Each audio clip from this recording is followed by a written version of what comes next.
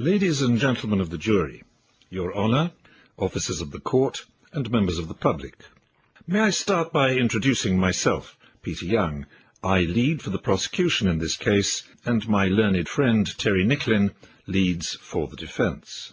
We are not, of course, barristers at law, although I did study law at university many years ago, and I am a lifelong sucker for any book, TV show or movie which features a trial, from 1950s Perry Mason to 21st century Suits, a series which I highly recommend to anyone who has Netflix, and which, incidentally, features our new royal mum, the Duchess of Sussex, as an aspiring lawyer, and a pretty good actress she is too, portraying a very good young lawyer. Both I and Terry may not be authentic barristers, but we do, however, know a thing or two about marketing, a profession and a discipline which we both love, at its very best and even at its worst, and of which we have a bucket of experience between us. There would, in a real trial at the Old Bailey, of course, be junior counsel, but austerity is austerity, the CIM is the CIM, and budgets are tight. And, of course, Brexit is Brexit.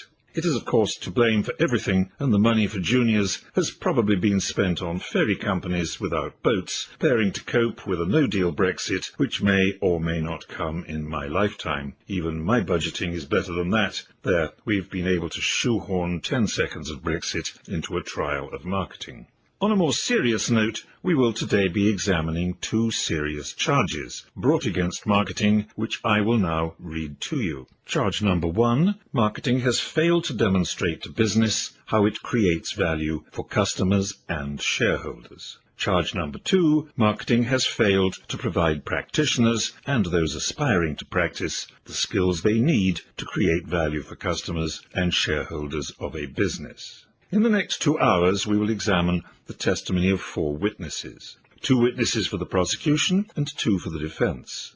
Prosecution witnesses will present testimony in response to my questioning and will be subject to cross-examination by Terry. Defence witnesses will present testimony in response to Terry's questioning and will be subject to cross-examination by me and those of you who can manage Twitter, which, fortunately, I don't have to use, as I would certainly make a massive hash of it. Pause for laughter at one pathetic pun. At the end, counsel will sum up. I will sum up for the prosecution, Terry will sum up for the defence, and then the judge will sum up for the court. The jury will retire and will in due course present a verdict of guilty or not guilty on each count, which may be by unanimous or by majority vote.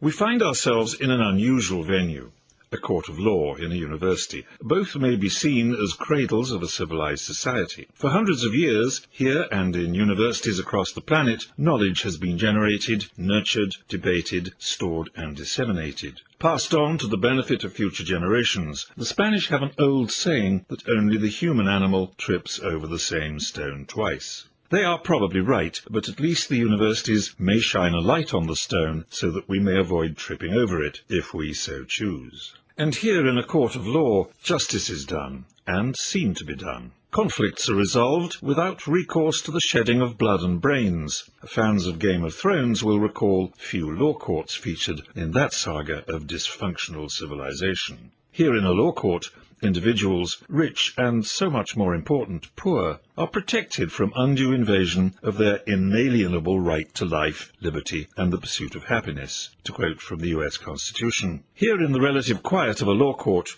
reason prevails over emotion. Here civilization meets and cares for the needs, aspirations and fears of the common man. And yet, as we walked across the campus from the car park, a colleague warned me not to expect too much today. It's no big deal, it's just a start in a small hall with a small audience. But that made me think of another small hall in Philadelphia, the Carpenter's Hall, which too in 1774 played host to a small crowd. The attendants, somewhat grandiosely, called themselves the First Continental Congress. It was a stretch to call it continental, consisting as it did of the unelected representatives from 13 small, rowdy crown colonies, and only slightly less of a stretch to call it a Congress. But they muddled through, made a few decisions, and the next year, thanks partially to the intervention of a couple of lightweights called Benjamin Franklin and Thomas Jefferson, the Second Continental Congress, which didn't fit into the Carpenters, signed the Declaration of Independence, which spawned the American Constitution,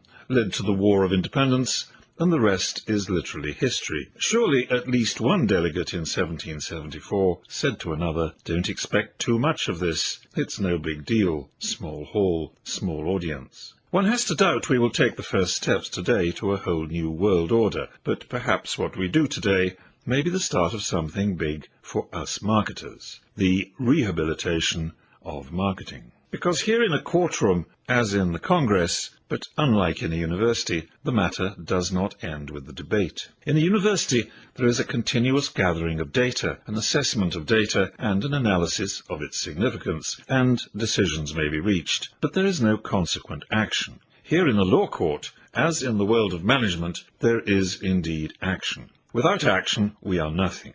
A trial is not an end in itself. It is about justice. It's the beginning. Of course, if an accused is found not guilty, he or she starts a new life with a clean slate.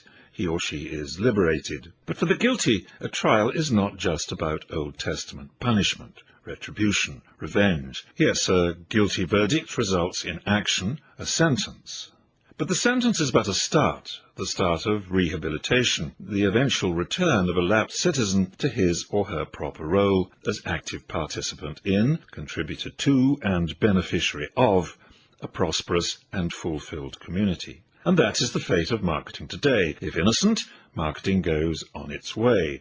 If guilty, marketing can take the first steps to rehabilitation. And so, to put marketing on its much-needed path to rehab, the prosecution will now demonstrate marketing to be, beyond reasonable doubt, guilty as charged. Permit me to introduce our first witness, Keith Rowland.